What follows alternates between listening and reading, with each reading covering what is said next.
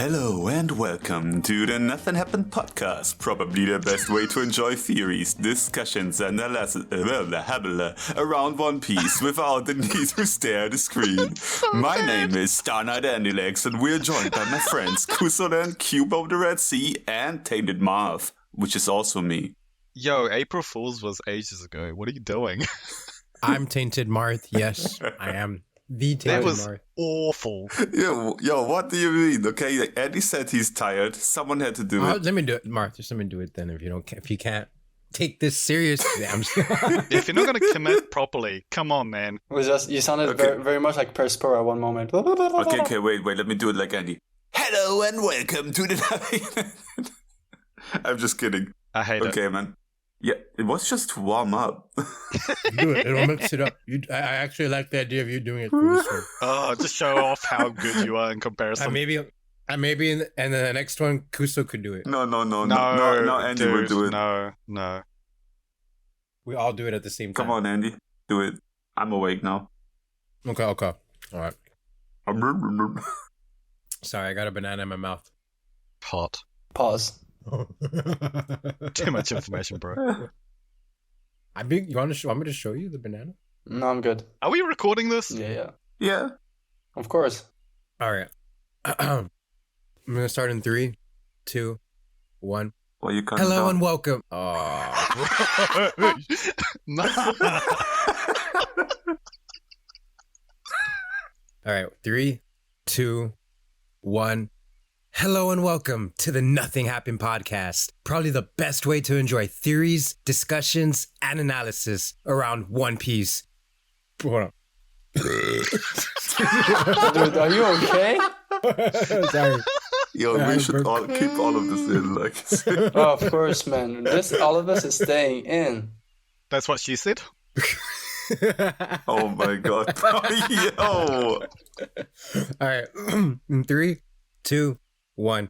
Hello and welcome to the Nothing Happened podcast. Probably the best way to enjoy theories, discussions, and analysis around One Piece without the need to stare at a screen. My name is Starknightandilex, and we are joined by my friends Kusoland, KubeOfTheRedSea, and Tainted Marth. How is everyone? And have you had your... Oh, wait a second. That's the old part. Yo, that doesn't matter, but I'm pretty sure that I am Starknightandilex. No, I am Tainted Marth. No, you're Starknightandilex. No, I'm... I can't.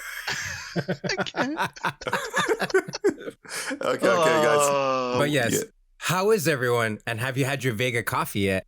I'm going to say that in every episode Oh, now. no, Vega Coffee. Yeah, I chowed it down. I added a bit of Milo to mine because we got some Milo left over. It was disgusting. What is I hated Milo? it. Yeah, dude, what is Milo? Wait, you guys don't have Milo? No. It's like a go with Milo. You don't know what I'm talking about. No. Just explain what the fuck Milo is. It's like hot chocolate. Really? Like it's like a powdered chocolate drink that we have. You guys don't have it? No.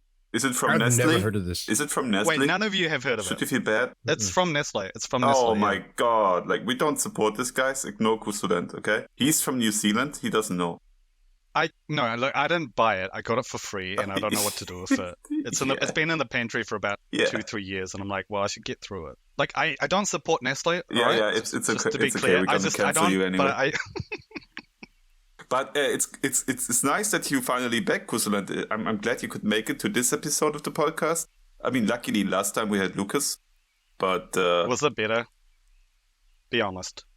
maybe it was a little bit better. Yeah. It was a lot of fun, Kuso. You missed out. Ooh. It's like we almost like forgot you were like not even there. Wow. I don't know what to say. Okay. Enough of this. Enough of the Kuso bashing. What's the topic today, guys? I can't talk. It's early.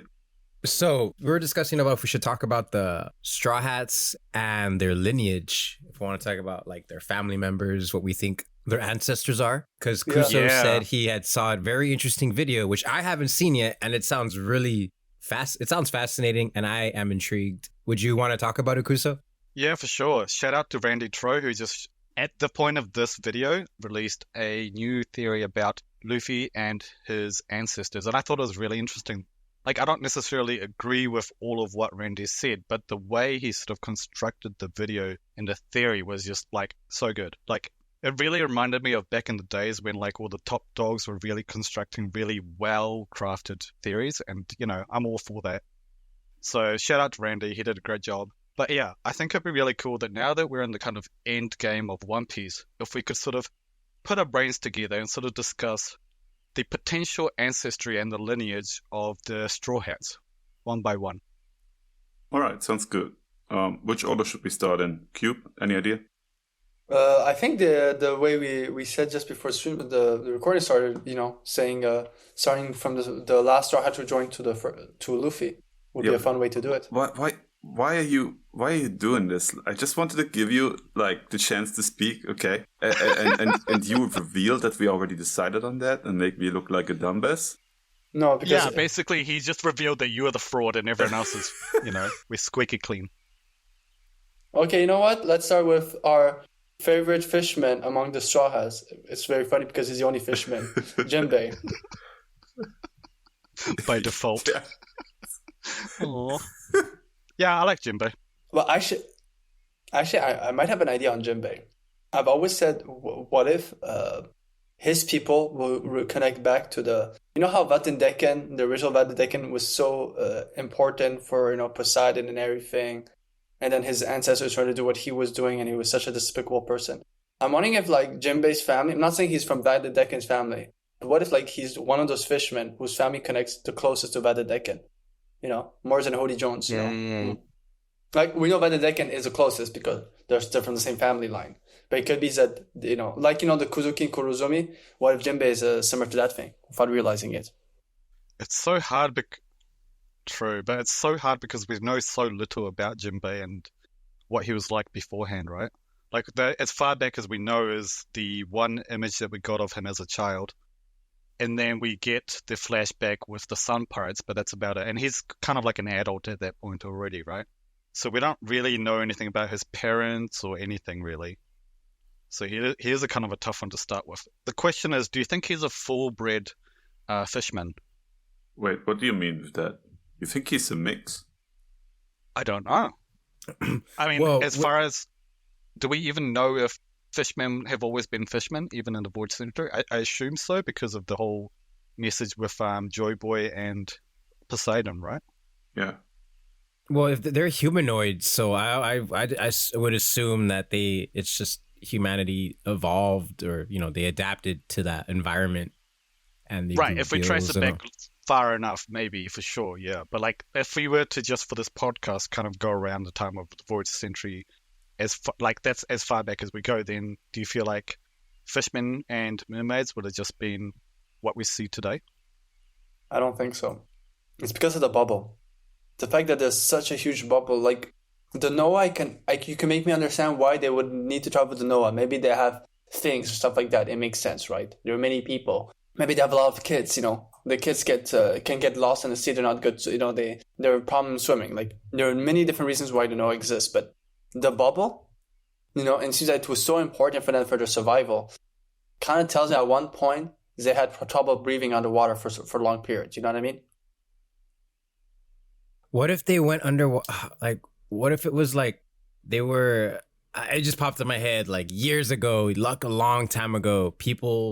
Humanity, some of them went underwater into that bubble or something, and they got trapped. And then they just stayed. Joy Boy never got to help them, and they pretty much just evolved into fish. I don't know where I'm going at. I mean, yeah, that could be interesting, right? Like, what if they were imprisoned down there as regular humans at one point, and then they over time adapt the ability to sort of be able to swim and go outside of the bubble? So that could be cool. Do we know how low is Impel Down in the sea? It's underwater. That's all I know. Because with Impel Down and Fishman Island, how low they are, this could prove that maybe 800 years ago there's already a flooding that happened. And they could be the people who basically couldn't escape, so they had to create those big bubbles, you know. And then, you know, maybe after 50, 100 years, the humans who were living inside the bubble start, you know, to change. You know, wanted to survive desire, you know, like devil fruits. Wanted to survive. And I would imagine Impelled Down is not nearly as deep as Fishman Island because thematically the whole idea that is 10,000 meters down and then we have Skype here that's 10,000 meters up.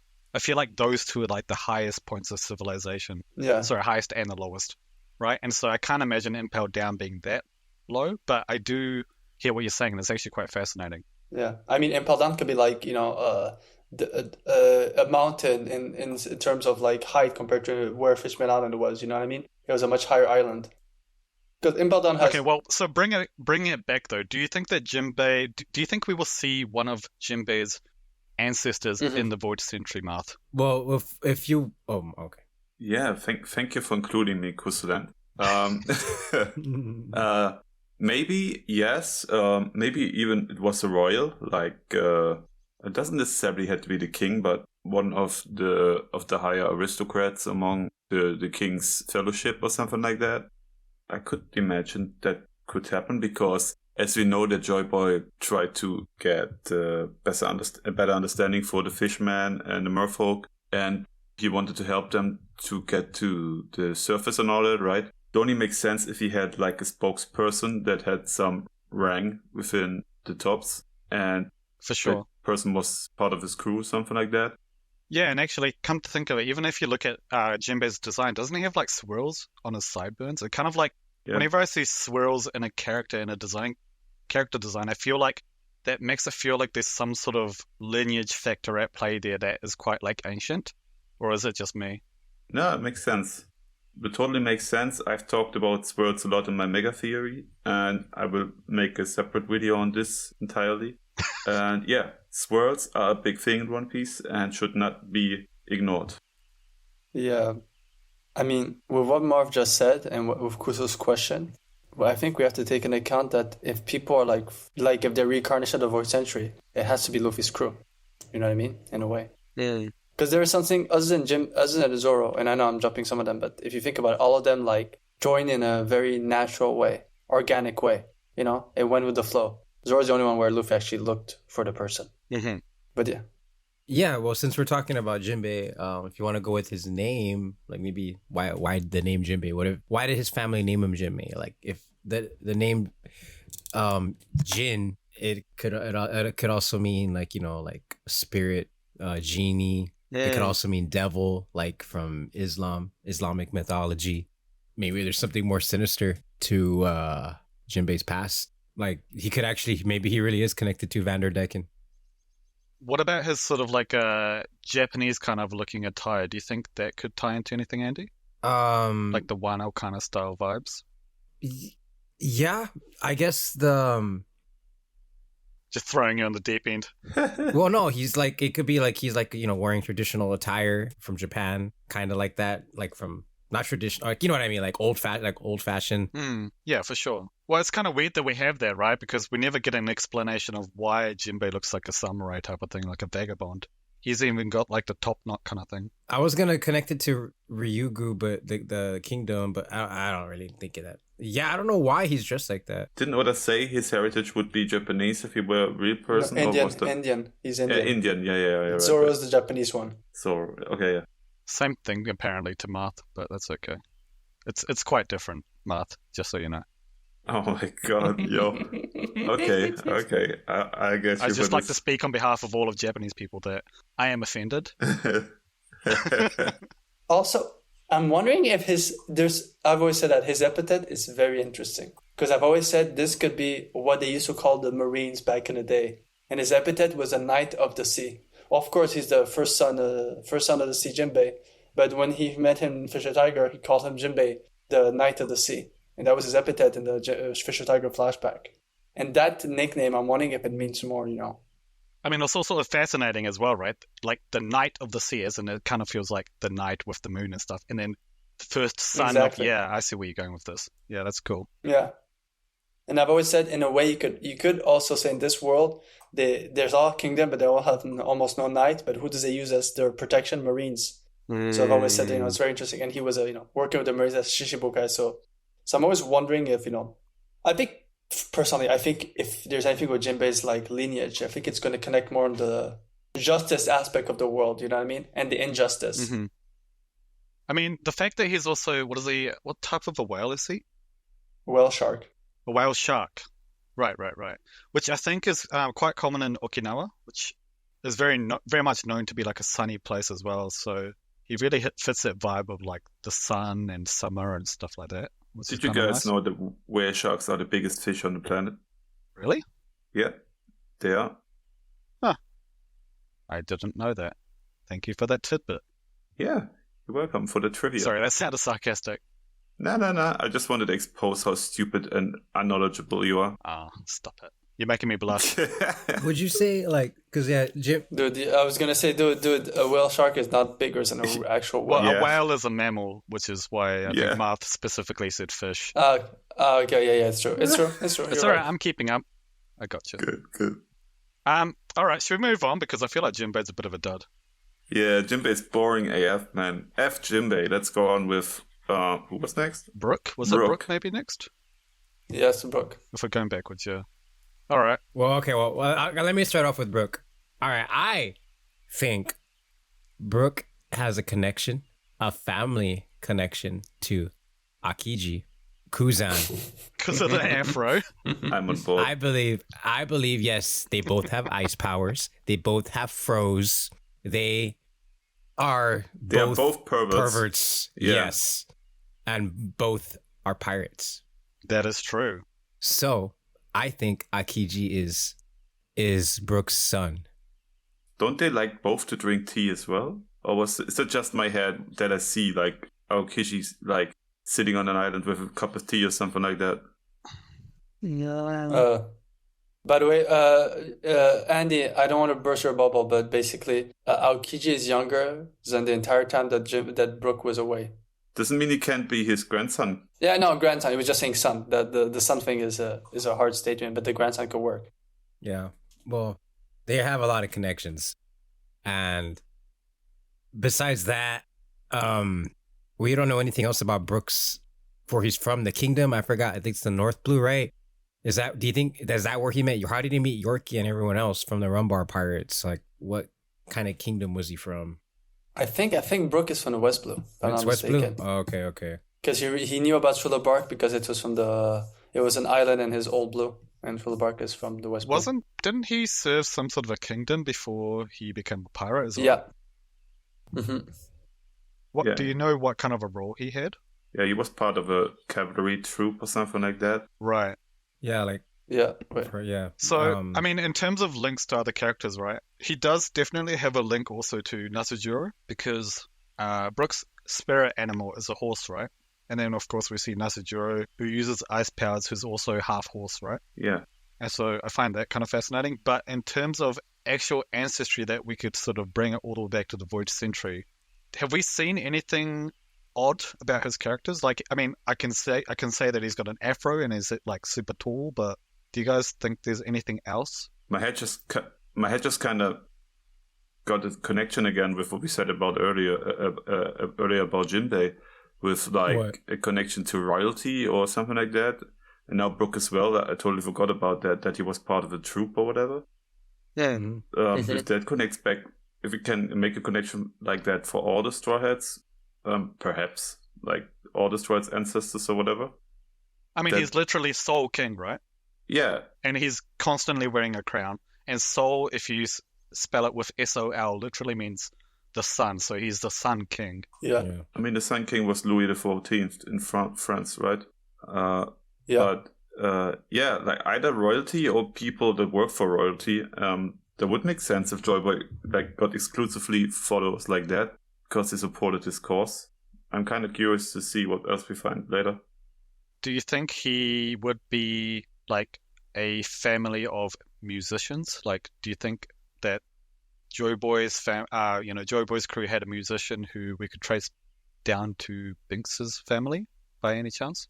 Exactly. I was going to bring that up. I was waiting for you guys. Yeah. I think it connects back to Bink. There might be a big chance. Well, okay, here's a question. Do you guys think that Bink was a musician or was a song about Bink and so the musician of Joy Boys was actually someone else? I think Bink himself was just a recipient of the sake because they sing about bringing Bink's sake. Like either he was the producer of it or or the one who receives it. Yeah, for me, I think being sake was more like, even though it's alcohol, I think it's more like a sort of festival or celebration. And I think being sake is just a bit like how Buggy celebrated Ace. Remember, he did a whole, and he called it the Ace Party on his ship. Do you remember that episode where Ace meets Buggy? And he falls asleep on his ship. So I always wondered if like the whole being sake thing is just the guy's not behind the alcohol. He doesn't do alcohol. He's not the one who created that song. He's just the one who sings it for everyone. He's the entertainer. Like it's his party. You know, he's making a party for everyone. And so they just call that event like being sake. And also because I also find it very telling that the name of his former crew with Yorkie, the Rum Bar Pirates. They have the word rum and bar in it, which I find very interesting. So they were trying to reconnect to some sort of alcohol with it. But again, we don't know exactly as being sake. But that's why I do go with I do like also what Marv says. If it's not what I say, I think what Marv says is also very logical. I remember I was reading the lyrics to the Bing Sake song. I was all into that. Okay, found something interesting? Not really that we already know, but I was just thinking like who could Bink be, or Bink had a crew, or was that a Joy Boys crew? Who was I was thinking of all that. I mean, you would assume it was talking about Joy Boys crew, right? And that Bink was part of it. Yeah. Yeah, it would make sense, but it could be, it honestly could be anything. Like, really, like... I feel like these two that we started off with are kind of like a tricky one in terms of the fact that we know very little about them. Okay, here's a brain fart. Could they be talking about bring sake and not sake? Yeah, go on. No, that's it. That was it? No, Yeah. you gotta explain it. Yeah, I mean, like, the sake of something, right? Yeah. So, I don't have the lyrics in front of me right now, but is it possible that they could talk about the sake of something? Or, I don't know, like, I can't type on the PC right now. That would be very loud. So I can't look up the lyrics. Yeah, basically the song, I have the lyrics in front of me. The song is about talking about how they have to, yo ho ho ho, they have to go deliver Bing sake, and just they talk about the travel. Isn't, like, I'm not a native English speaker, as you guys have figured, right? Isn't sake similar to like fate, or Yeah, it's for goodness sake, like. So deliver him his fate or something like that? I don't know. Fate. Oh, not really? No? Okay. Well, it was just an idea. I don't know. I mean, I'm not the one with the master's degree in English, so... Yeah, right, Andy. What do you say about this? I don't know. Marth might be pushing it. Yeah, maybe I'm reaching. The thing is, like, Oda is not really good with English either, right? And we've seen him writing weird things like... Oda's. Yeah. We have seen him writing things like cock on books. Yeah, like for goodness sake, for the sake of this podcast, let's change the subject, Marth, please. I mean, there was nothing wrong with writing cock on the book.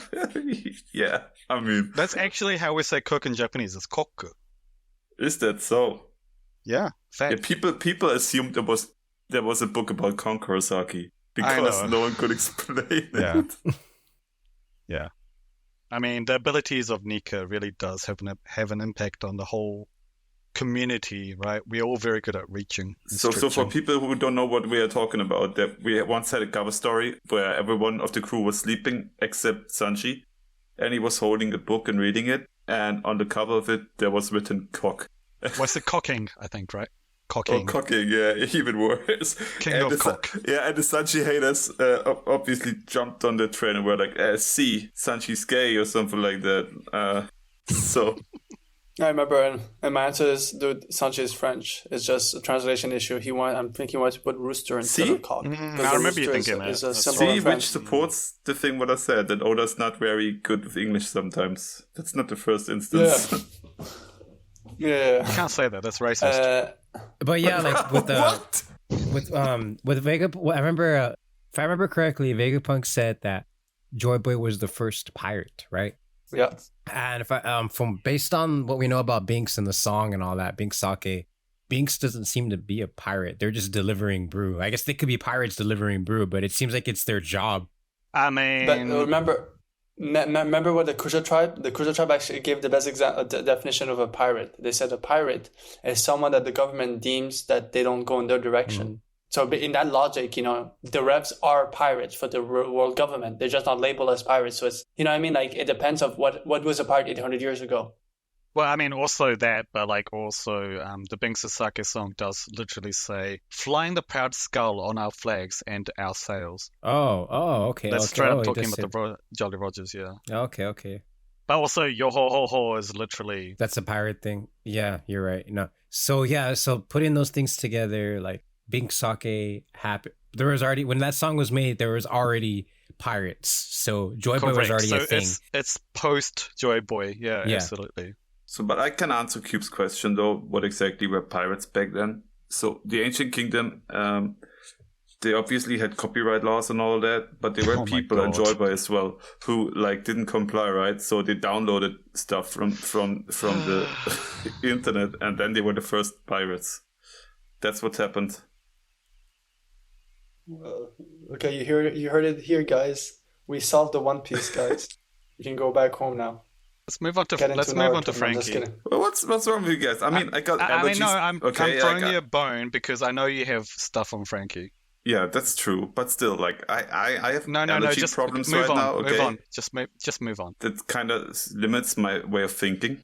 Okay? Shh. Just move on. Frankie, okay. So, I pick up the bone, and I'm telling you guys, Frankie's dad was part of Rock's crew. Because when we see the picture of the Rock's pirates jumping from the ship at God Valley, we see that four-armed guy with like wielding guns or pistols or whatever. And the gunslinger, yeah. Yes, and that same person we see as a zombie on Thriller. But here it comes. Like, that's the only one we never see again. Like, we see him getting out of his grave, but we don't see him getting squashed by oars. We don't see him like meeting Frankie and Brook and Robin on that bridge. We don't see him ever. And we don't see him fighting anyone else, right? Yeah.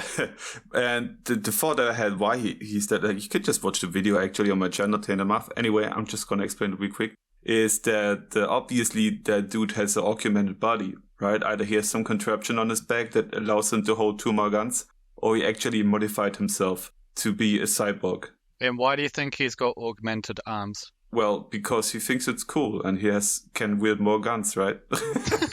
No, but I assumed it was also because you're forgetting your own theory, but isn't it also because we don't actually have a race of people that have 4 arms anyway? Oh, yeah. I mean, I was getting to that, but thank you. Okay, of course. So, yeah, we don't really have a 4-armed race, right? We have, like, long arm, long legs, all that kind of stuff. We don't have 4 arms.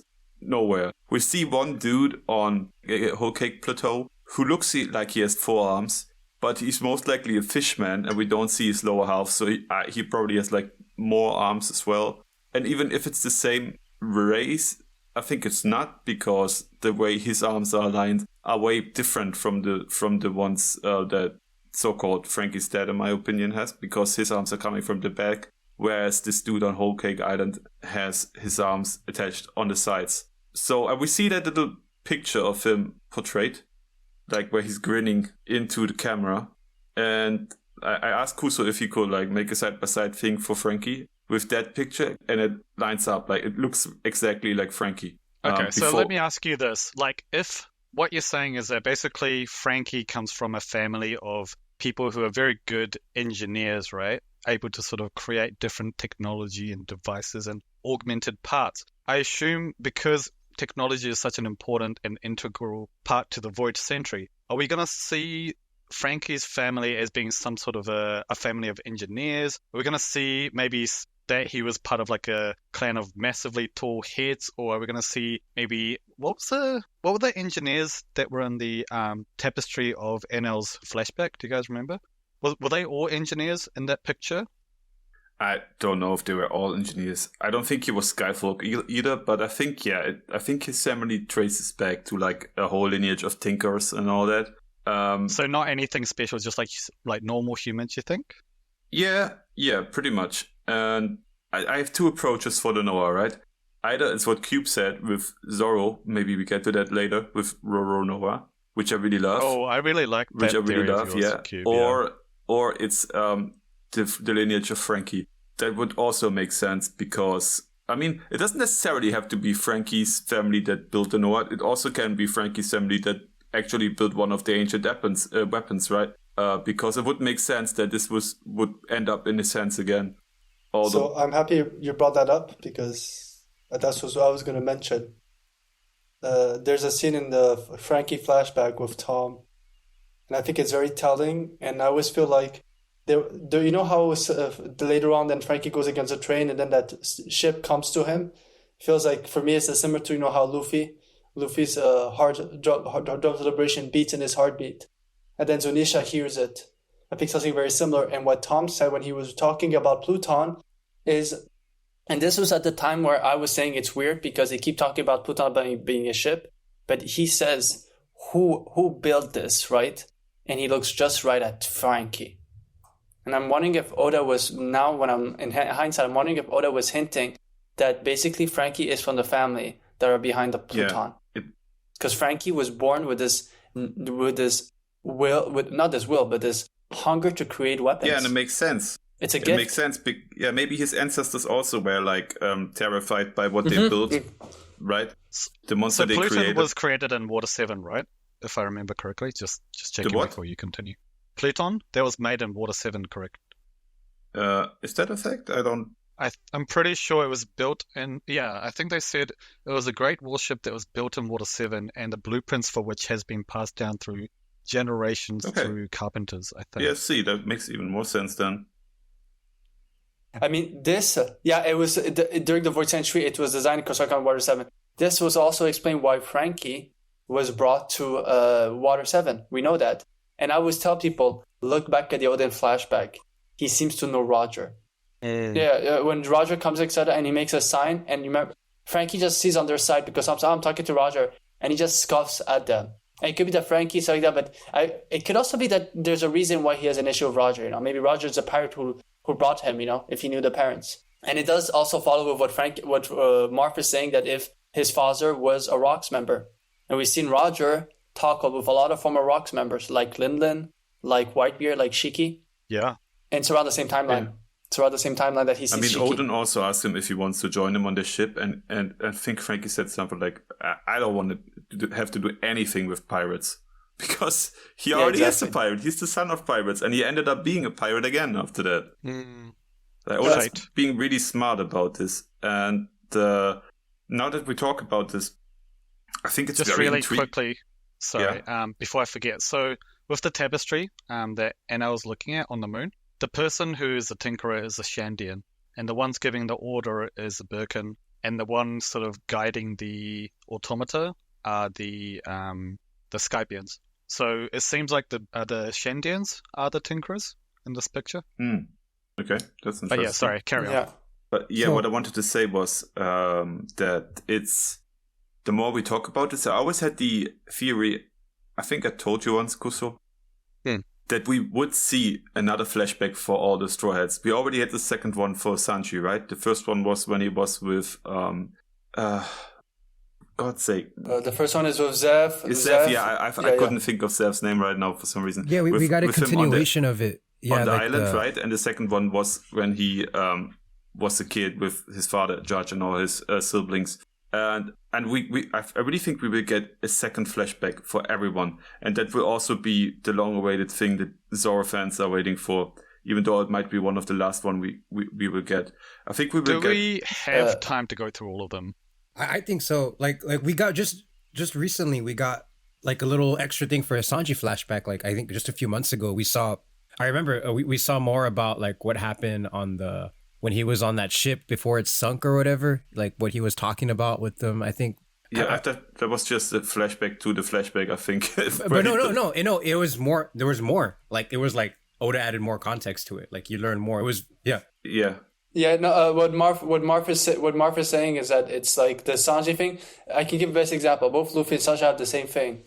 They were introduced with one flashback at a certain age, and then with Sanji, he gave a context of what happened before we saw him with Zeph. It's basically just before he was in the East Blue and then got caught by Zeph. I know. Yeah, his escape. Yeah. And with Luffy, with Luffy, it's the opposite. It's the same year, but after he ate the fruit. Yeah. So I think that's what Marv is saying, is that we will basically getting a different story, the next act of that flashback. So basically, it's like instead of being two different flashbacks, it's two flashbacks who become one Yeah, story. and it's really interesting that some of the strides we haven't seen flashbacks for yet, more flashbacks yet. What's the especially flashback that people you're looking forward to the most? Brook, definitely. Yeah, because that would tell us way more about the world than we know currently. For me, Nami's. But yeah, okay. There's so much stuff. Oh, So there's things I want to say because I keep getting interrupted by you mother duckers. One thing's with Nami, but I'm gonna go back to the whole Frankie thing. But I'm gonna just say with Nami really quick. What if we get a flashback and it's like right before when that whole village gets destroyed and it leads up to Belmir finding Nami and that's what exactly what I'm looking for. But yeah, I would love that. But back with the whole Frankie thing, we were talking about carpenters, tinkers, and actually Frankie was one point in the story in Wano, he was working for one. The guy that's related to the dude that fixes doors. What if Frankie is actually related to that guy also? They both kind of have the same profession. Yeah, that's so funny. Why not, though? That's what I've been trying to say. But to answer Kusa's question, I think Oda should take the time to do this. I hope he does. Right now, everything feels like he's rushing for some reason. But I hope I'm wrong, and he's just and it just feels like it because he's finally connecting some dots. But I hope we will get even more. If it's a single chapter, right? Because you'd be surprised how much Oda can do in a single chapter. Even that would be amazing. Yeah, but think about all the people that picked up One Piece later. There are people who started at Marineford or even later and never bothered to read everything before that or watch, depending on if they read or watch the anime or manga. And for people like that, it would be cool and smart for Oda to give a bit more emotional baggage by showing more of the crewmates' past, right? So those people as well can feel more attached to them. I mean, I'm going to jump in and say, I think he can make it work because the best example is we're seeing that he is building for the future Zoro flashback. And you think about it, again, what was Zoro's flashback? Was he 20 years old? Was he 10? He was the same age that when he met Kuina, but it seemed to be at a time just before Kuina's passing, maybe a year before that. So I think Oda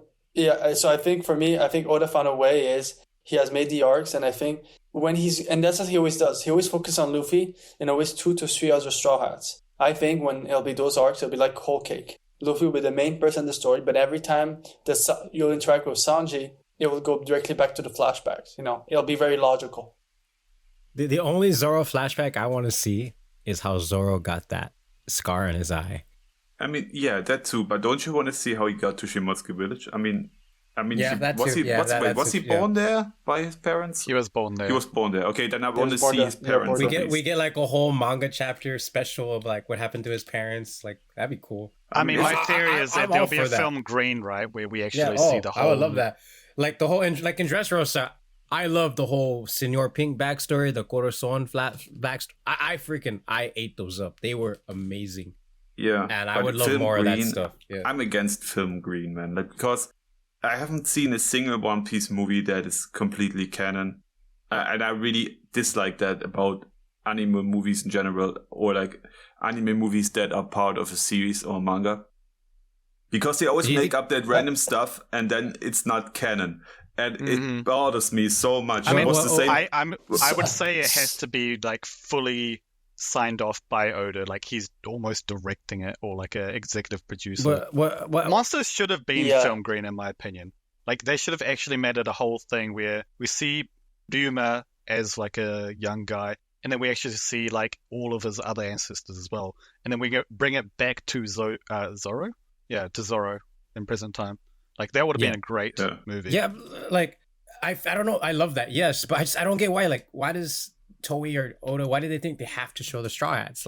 They could just Oda could just create all these crazy stories like a Quentin Tarantino film or something. It's to get money. It's to give us marketing. No. It's first of all, it's because some people will just not watch it. They'll say it's not at all canon, and secondly, it helps you to be able to place where in the thing. Same thing in Dragon Ball. Dragon Ball is without they introduce that. They will show a certain Z warrior sometimes. Maybe sometimes Goku won't even be in the movie, but they will just show what he's talking about so you know where in the canon you are in. Yeah, but like, So like basically 2 arcs. but we could get like a movie about other characters that are going on, like so we learn more, so that it's canon, but it won't affect the plot, like the main plot that's going on. Yeah. And like it also like it was like, oh, like 'cause I hate the whole thing, like, oh, we're in Wano, and then we get the movie. It's like, okay, I know this isn't really canon. Is this supposed to take place before Wano, after Wano? Like, how we're supposed to put this together with the anime?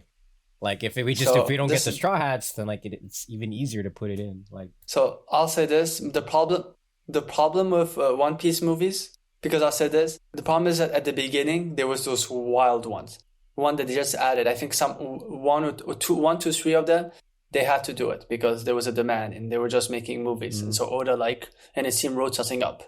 But there's a lot of movies, and I'll bring them up: Stampede, Red, Z, and Strong World, where for me, I think it's what he does with some of the beginning of the fillers, what he was saying about fillers, is that a lot of the beginning of the fillers were all unfinished storylines. So he had drafts that he didn't know what to do with. So what he did is he put them in fillers. That's why if you look at all the filler Devil Fruits, they're now all canon post time skip. Like Pearl Devil Fruit was introduced as a Logia in a movie. So that's why for One Piece it doesn't bother me, but they're doing a better job. After Strong World, they start writing which movies actually Oda worked on, which is Strong World, Stampede, Red, and obviously when he worked on, he just supervised. It does not mean he made the whole script. He just looked overall and gave certain notes of stuff that he wanted in it. But a lot of the beginning of the first movies, there wasn't that. But if you look at the 5th movie, I'll tell you this is somewhat canon, because if you look at the 5th movie, it is literally predicting 19 years before it happens, Zoro versus King. It is the same fight, just in reverse. All the attacks that Zoro does is with the same animal. The animals that Zoro does his attacks on in that movie, King used those same animals. And same thing for the Zoro's best friend in that movie. He's a guy who looks just like Zoro. He's Zoro's childhood's best friend who they fought swordsmanship together. You have Kuina in it, and then he says, but then left to become a marine, just like Tashigi. So that's why I think some movies are worth it, but they're not all canon. I mean, it's just you need to know which one they are. I'm not saying they are bad or anything, or people should not watch them, but it bothers me that there are things that are created that are not canon. It's basically like fan fiction, right? And this is really annoying me so much. That's why I refuse to accept that, like, what's her name? Shanks' supposed daughter, Uta. Thank you. I refuse that she's part of the One Piece universe just because we saw some little strip of hair or whatever, like that is even in a silhouette in half she a came panel. out in the volume cover, manga color, thick spread. I don't accept it, because in the freaking movie she was this big villain and taught musica and all that stuff, and now but it didn't happen. I have to agree with you, Mart. Like, it's kind of like, for me, it's like an episode of Family Guy or something. That's what it feels like I'm watching, because there's no real stakes. There's no development that's going to be made, because at the end of the day, the whole slate is just going to be wiped, right? Because it's not canon. There's no changes that are going to be made to the story. I mean, there's actually like a trend going on. Like, maybe Oda and Toei are taking notes. Is like, isn't like the recent Demon Slayer and Jujutsu Kaisen movies, like, aren't they supposed to like be canon to the shows, like the series, the manga? I hope so. I hope it's going to be more integral, because that would be more interesting, right?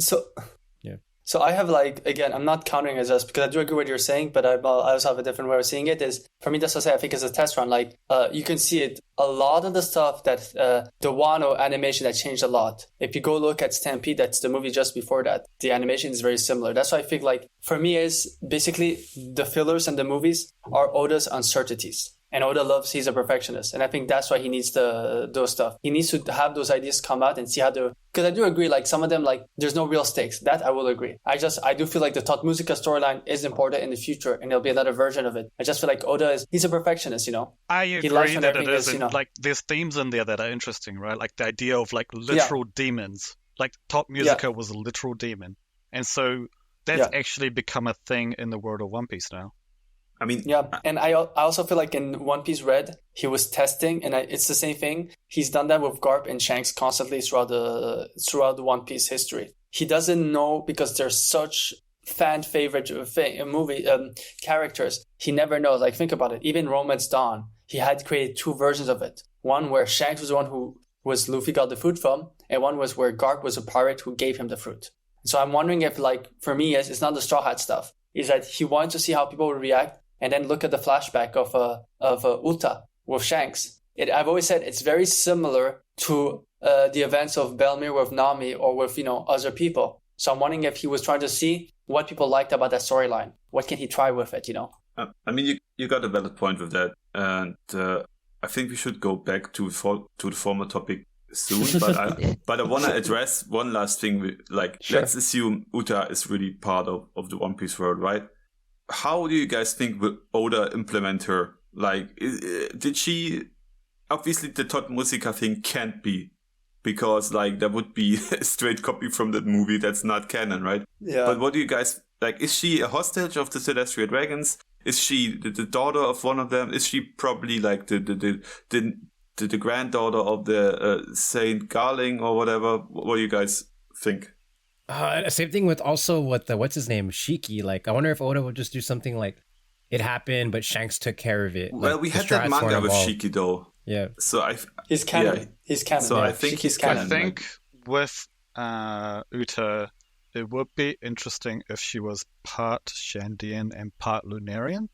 Just Yeah. because we do get her with the black and white wings, and then we Yeah. see the red hair of Kalgara and the white hair of the Lunarians. And so, yeah. That's good. and then yeah. thematically, that the contrast between the red and the white, the black and white, I feel like that would work really well with like Shandians and Lunarians feeling like very much their polar opposites, So you're saying the whole Shanks lineage is Kalgarian? Oh no, we should. Well, this could Shandian? actually go back with Well, with no, the whole I don't talking think about. Shanks and Uta are actually connected, like by Oh, blood. okay.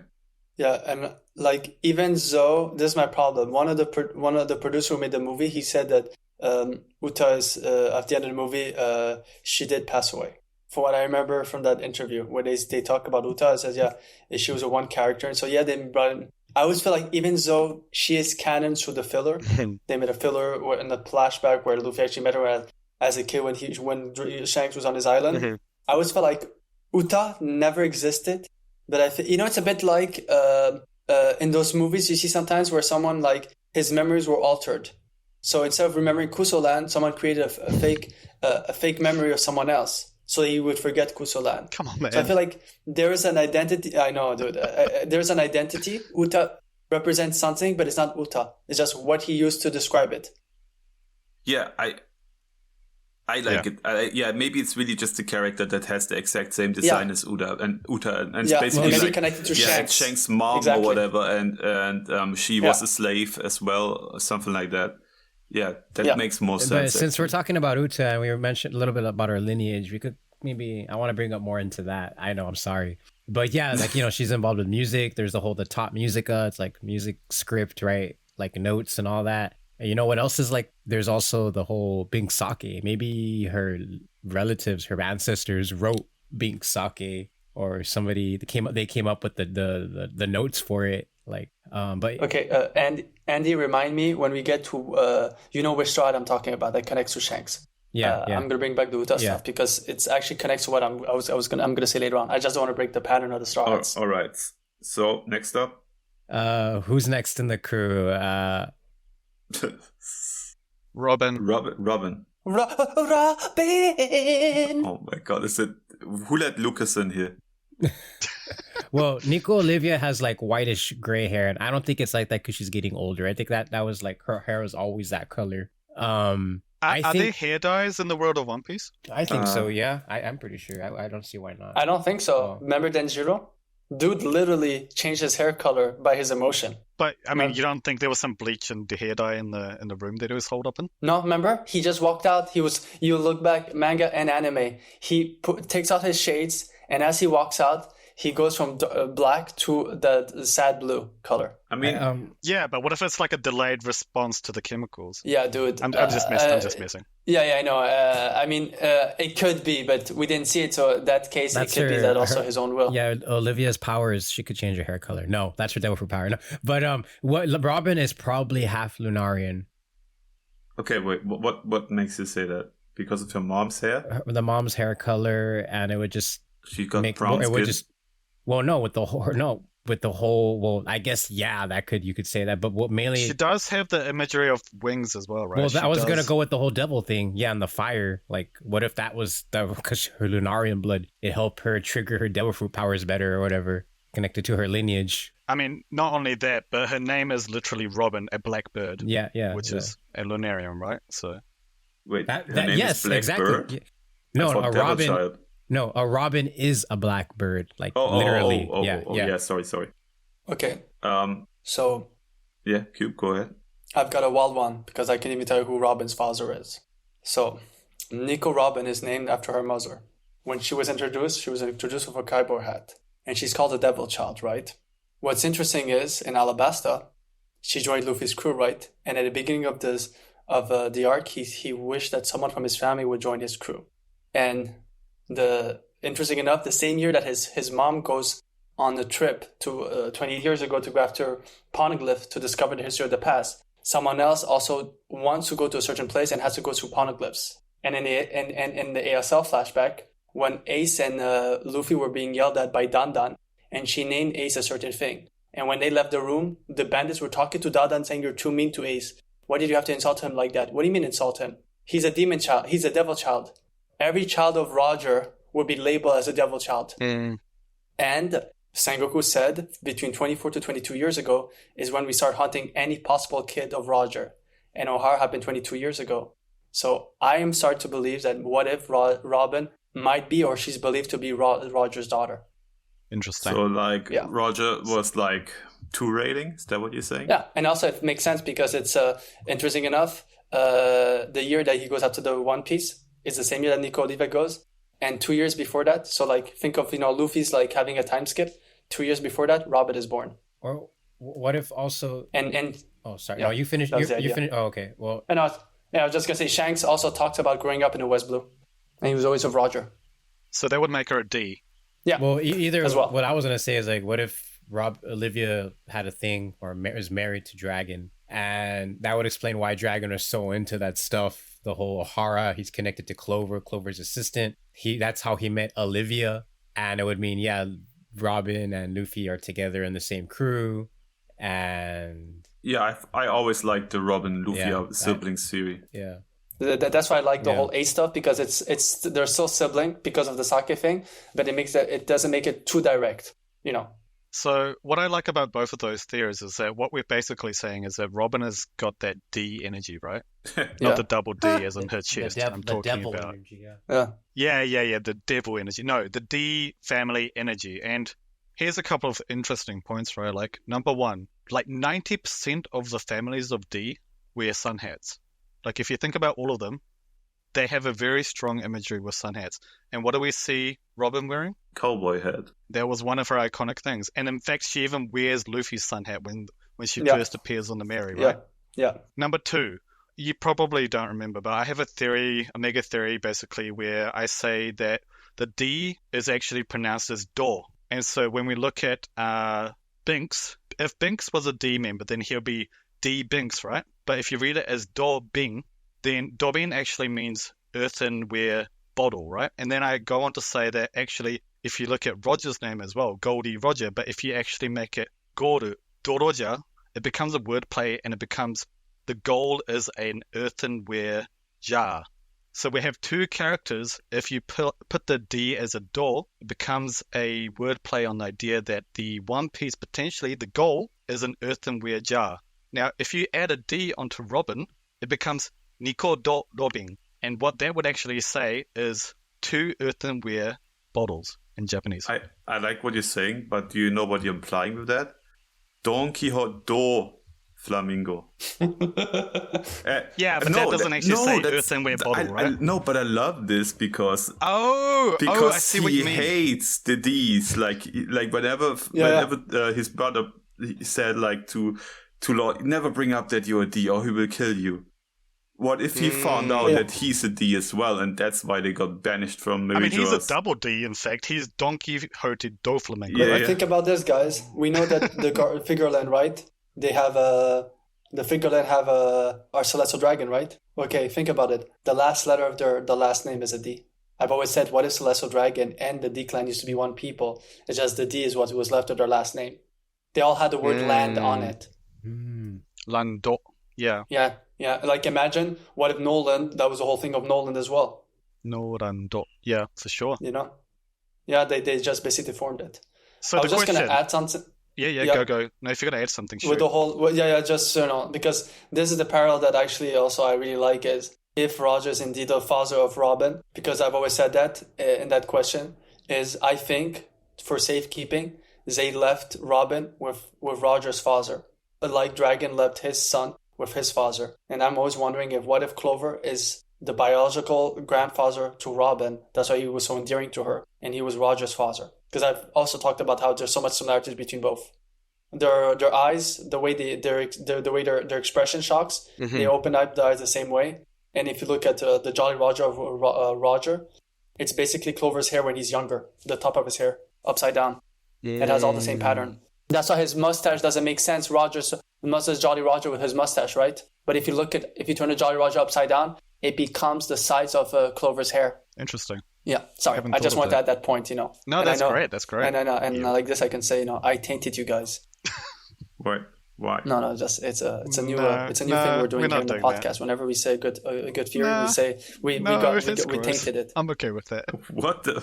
I ain't touching that. Nothing happened. Okay, sorry, I'm done. Okay. My part is done on the Robin part, so. But so we did all this about Robin, but who's actually the ancient ancestor of her? What do you guys think? Okay, so there's three themes that I can think of, right, with Robin that kind of reoccurs, and one is her idea of like birds and wings and feathers and stuff, and so I think Shandians, Skypians, Lunarians for sure, obviously like Andy said with the white hair. The other two, though, that I'm kind of intrigued about is that, just like Luffy, she has a lot of attacks that kind of focuses on gigantification. And so I'm like, does she have some sort of giant blood? And then number 3 is her connection to spiders. Now, Is there any race or anything in the world of One Piece that we can connect with Void Sentry and spiders, other than Saturn? Well, I mean, Saturn's fine too, but, That's the thing. Did Black Maria eat a spider devil fruit? Yeah, that's a spider, yeah. No. And then she also fought the spider monkey in Thriller Bark, right? Like Black Maria, did she have a spider devil fruit, or was that her natural body? Yeah. Okay, was the devil fruit? That was the spider devil fruit. Yeah, it was a mythical Zoan, I believe. Okay. But yeah, the connections to spiders. I really like the second thing you said, though, with the connection to giants. Obviously, because of Saul and all that. True. Maybe big spiders. Well, okay, so was she just inspired by Saul, or do you think there's actually an ancestral connection there? Well, there's more too, I think, even with Nika. Nico. I mean, both of them mean smile in Japanese, so you're not wrong. Yeah, do. Oh. Yeah, so you're not wrong on that aspect. I was going to say also, so we know that she's connected, that Robin has this inkling for the Void Century, right? And think about it, right? Robin is named after a bird. I said, what if it's weird, right? And there was the moment she was introduced, she was a confrontation to that person. What if she's connected to Lily? Not related, but connected. Like her ancestor connects back to Lily. Think about it. Lily is the reason why poneglyphs are made, and for some reason, Robin is the one trying to uncover it. And at the get-go, she even showed like she knew about Vivi, declared war against the Straw Hat for helping Vivi. She was the one to send, and then what does Vivi always have next to her? A bird, Karu. So I'm wondering if Robin's ancestor and Lily's and Vivi's ancestors might be connected. I do like that, because the idea that two characters that represent the same animals having conflict in the world of One Piece, like that is very much recurring, right? And so the fact that Robin as a bird and Vivi as a bird fighting, and it's because they're actually connected some way all the way in the Void Century, I think that would be very poetic and interesting. Anyone else? And I want to rewatch, and I'm rereading the first introduction of Robin, and it's interesting. She talks to Vivi saying that I met your friend earlier, mentioning that she knows a friend of his, Mr. 8. And then she basically tells Vivi, I knew you were following me. I've been letting you on this entire time. Like, yeah, there is something. Since the get-go, Robin and Vivi had been, so it was just a thought. And it's what's interesting as well is that, we're coming out with a lot of different ideas, different, like, alternate choices for what lineage these Straw Hats can have. Oh my god, words. But, if you think about how long ago the Void Century was, like, all of these could be true as well. Like, they could have had ancestors of Lunarians as well as giants by the time, we've got into this modern time, this current time in the timeline. And so with Robin, we could... Yeah, even she's even grown wings. Sorry. Yeah. No, well, that's exactly, yeah. I wanted to bring it back to what you were saying, Andy, that, like, yeah, maybe she is part Lunarian as well. The fact that, like, Ovia has white hair, that is very odd, right? And the fact that it is very deeply connected to birds, her character. King is a bird too, do you guys know about the... I'm going to give an example of real life, and and I'll explain what you guys are talking about. And this can explain the difference between fishermen 800 years ago and the fishermen of today. In Morocco, in the mountain, the people who've lived in the mountain, if you look at them, they look more European than anything else. It's because of the lack of sun and their block and stuff like that. So they're very pale compared. But if you go anywhere outside of the mountain, people are more like most of like Moroccans, like most of North Africa, pretty tan, Mediterranean skin tone. And so it could be simple as back then, right? Maybe all those different races were just tribes, humans. And as they went into their different environment and had to survive there, so after the void century, some of them just started changing. So maybe imagine that at one point, the Lunarians were started up just like Nico Olivia and then evolved to the Lunarians we have today with King, Same thing with fishermen. Same thing with giants, right? What if giants and buccaneers, their relationship is much closer than we think it is? It's just some of them had to live in much, much harsher environment. I got a counter theory to this. Shoot. I think most of the races are scientifically engineered, like via lineage factor, right? Mm-hmm. And now comes the wild part, because the ancient kingdom was so advanced, and they maybe had some machines that only could be controlled by certain people. Like, let's say you need the long legs because only they could like use the right pedals for that one machine or whatever, because they needed long legs and there was no other way to build it that it could work like that. Or you need like the long arms because you would need another ankle so you could reach all the buttons or stuff like that. I mean, that bit is weird, but I like the genetic modification part at least. Yeah, but think about it. Like, what if they made like all the races so they could perfectly like use them for their machines they create and all that? It sounds wacky, but I think that's something Oda would actually do. Actually, it fits on something I'm working on a theory. I'm not going to tell I cannot talk now right now about that theory, but I can talk it about the races and switch it with races. I said, it goes to the idea that if this world is going through a cycle, right? Every amount of years, every 100, 200, or 500 years, there's a reset, right? I'm wondering if basically some of those races, you know how sometimes you fail at something? Let's say you have a competition, right? And you were about to win, and because of one mistake, you found yourself as the last place. You lose, right? We've all had that moment where we said, if only I had that, if I can get a redo. I'm wondering if that's how it happened. Like, some people started to, hoping they had longer arms. I could have done that. When they reborn or they into a new will, they come from a modified race. I do like what you're saying, Marv, that they started modifying people, but what if some of them went much further because they also wanted it with desire, Yeah. Yeah, sure. I like that. So do you think it's more of a magical thing than a scientific thing? I think it's both. I think it's mystical. Mixture of both. Science that comes with spiritual stuff. Basically alchemy, in a way. That's what alchemy is. It's a mixture of both. Oh, no. Don't start that. Andy will go on a rampage if we start talking about alchemy now. One thing I do want to talk about with what you said, Mart, is the idea of genetic modification, and that what would be really interesting is if certain authority chips were actually tied to genetic modification. That's like we see Zunisha being ordered by Momo and Luffy. Like, what if it's actually as a result of some sort of genetic modification that allowed certain people to actually control certain groups of creatures or other people? That ties back to what I said about Shirahoshi and the Sea Kings, right? Exactly. Shirahoshi, genetic modification again, potentially, that allows Shirahoshi just to control the Sea Kings. Yeah, I don't know if I said it in here or on the hidden stream. I fully agree, but I think we should... Maybe we can make that the next topic of next episode, because we still have some Stroids left that we... Sure, absolutely. Yeah, sorry, but like... No, absolutely. Like, we're only up to, like, the fourth person, right? Yeah. We basically, the next one is Chopper. And I think also we can, with the time that's left, we can also, like, keep the last five, which are the ones from East Blue, the initial five, so that's what's left. Oh, and the second, we can do it next time or something? Yeah. We can start with the That's five. That's a good idea, yeah. Yeah, the original ones, the OGs, Oh, yeah. Okay. Good. I like that. That's smart. Chopper's a really interesting one because he's just a reindeer. Dude, just a reindeer? Hush your mouth. For such a huge Chopper fan, how dare you say that? I love Chopper, but his origin was that he was just a reindeer, right? But that's only on the surface. Why in the hell does he have a blue nose? Is that something to do with anything? Like, is that Yeti DNA? What is that? I mean, maybe it's really just like, there are albinos in the real world as well. Maybe it's really just something like that, but it doesn't mean that he doesn't connect somehow back to Joy Boy's crew, because we already talked about this. I think Cube is a big fan of this. The devil fruits and inherited will get transported over to someone, right?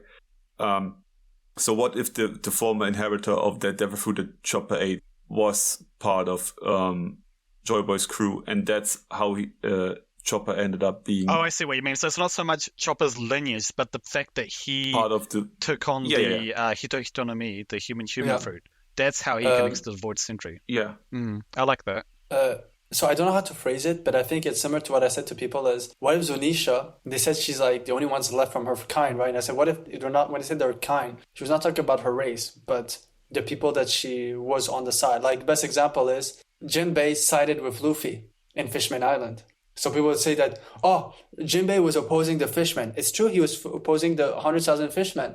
So so you know what I mean? So I'm wondering if for Chop, and I've always said that, what if certain people, certain animals in One Piece are cursed? Like the toys in Dressrosa. And in Wano, some of the animals acted very human-like, taking action, that lion coming at the right time, that mouse warning Sanji during his fight with Queen, Yeah, for sure. Yeah, like those kind of stuff. So I'm wondering if it could be that some animals are supposed to be human. 800 years ago, they were cursed to always be animals. Captain Ginyu for Dragon Ball. You would stay a frog. And then maybe Chopper, for some reason, because of the Hitohitonomi, he was able to break through it. Or with what Marv is saying, or what you guys are saying right now, is basically, since every fruit user, like with Ace being inside the Sabo's fruit, right? And so Sabo is with Ace now, it could be that Chopper basically merged with that reindeer and became Chopper. Could be one of the two options. I mean, the fact that he was born on Drum Island and, of course, drums being the most important symbol in the world of One Piece, I feel like it's very likely that there could have been reindeers that were a part of Joy Boy's crew, right? Yeah. Like maybe, what if every time they're reborn, the people who are cursed, they're cursed to never reborn as they were? So we'd be born one time as a fish, one time as a tadpole. Sorry. What if... Yeah, that's what I was going to say. Like, yeah, that's what I was going to get at. Like, what if somebody was reincarnated as Chopper, right? An important person, like, from the past, and they were reincarnated as Chopper when he was a deer, regular reindeer, but Chopper ate the Hitohitonomi model human or whatever it's called. So maybe the ancestor of Buggy, who instead of a red nose, it was a blue nose clown? Yeah. He's a blue nose. Yeah.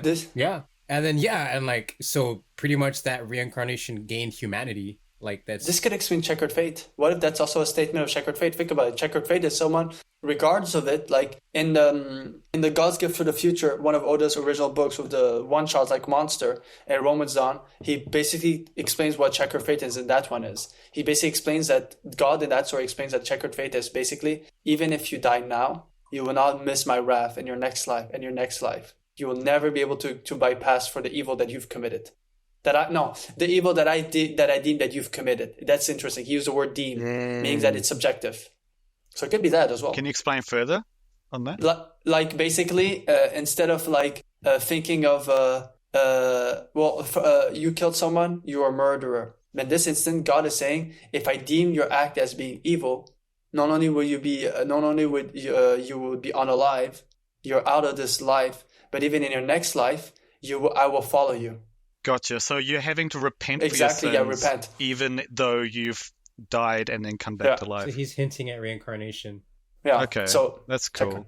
So, I mean, that's definitely one way curses can be sort of inherited, right? But can it also be through like family lineage? Oh, for sure. Yeah. Well, I know this is a little off. No, there's a show called Invincible. And there's this character named Multicate. I think that's what she's called. She can multiply herself. That's her power, right? Like a bunch of copies of her. And they revealed recently, one of the recent episodes, that that how she got her powers. I'm sorry, spoilers. Stop it for a second if you don't want to hear spoilers. Cover yours for the next 5 seconds. But yeah, the reason why she has her powers is because she got it from a family curse. So people in her family are cursed with that multiplication. And I thought that was super interesting. Like, wow, like it's a curse. It's not like you were born like with a crazy chemical reaction and mutation or like experiments. No, someone cursed your family and you're using it to be a superhero. So what you and Cube are saying basically is that Chopper's lineage was cursed to be always different from like whatever race they are born in, so they would be expelled, something like that. Maybe they were supposed to fly at one point, and now what if it was a human doctor, right? Back in the Void Century, like the will he has and what he reincarnates every time. A doctor that basically was the one doctor, a human, who would treat only animals, like a vet. He would even, and Emu or whoever cursed him said, you know what? You loved him so much. We'll see what you can do living just like that. In every life, he lives as an animal. Yeah, I don't think it's a coincidence Chopper chose that fruit. I feel like it's something like it was like fate or something. Like it was like, yeah, it would make sense if he was a reincarnation of some important person in the past, and just his spirit guided him to the fruit. Or I don't know, the fruit was calling to him. I mean, what's really interesting is that sorry, no, yeah. You should spit. No, I was just gonna say, what if Chopper's previous was the user of the Hito no Mi before when he was a human, and then he got reincarnated as a deer, and then the fruit called to him, and he went to it. That's cute. I like that. I mean, yeah, I think we kind of can close with Chopper here, as we decided that we will talk about the other 5 in the next episode, right? I think we've covered quite a lot today. Was actually more interested than I thought it would be. Yeah, it was great. Yeah, especially considering that I'm in here with you 3 guys who are so like delusional and all that. Marfusional. I'm just kidding. Says the guy who completely botched the intro. Well, no. That was on purpose. I also have allergies right now, as you can probably hear. My nose is super stuffed. Yeah, I had fun. I hope you guys too. It was amazing. I think we cooked a bit. Maybe we reached a bit too, but that's part of the podcast. Only your takes. What's very important... Yeah, okay. What's very important for you listeners now is to like definitely subscribe to the video. Like, if you don't, you probably miss out more, and it would be bad if you enjoyed it. Share it if you can. Also, give it a like. And make sure to check out our individual channels, which are linked in the description. And yeah. Yeah, and in the channel page, we have our theories and playlists. So check them out. Oh, yeah. That's very interesting. Like, I was making all the things for the channel and all that, and I found out Andy didn't even have a freaking playlist for his theories. I know. But now he has one. So make sure to go and check it out. Yeah, all 7 of my theories. I'll check out my 7 theories, and there's an 8th one coming soon, and it is gonna blow your minds. Oh yeah. Amazing. Yeah, it's gonna blow your minds, people. With that, let's end it here. Thanks for being here, guys, and have a good one. Bye. Bye, guys. Bye. Bye-bye.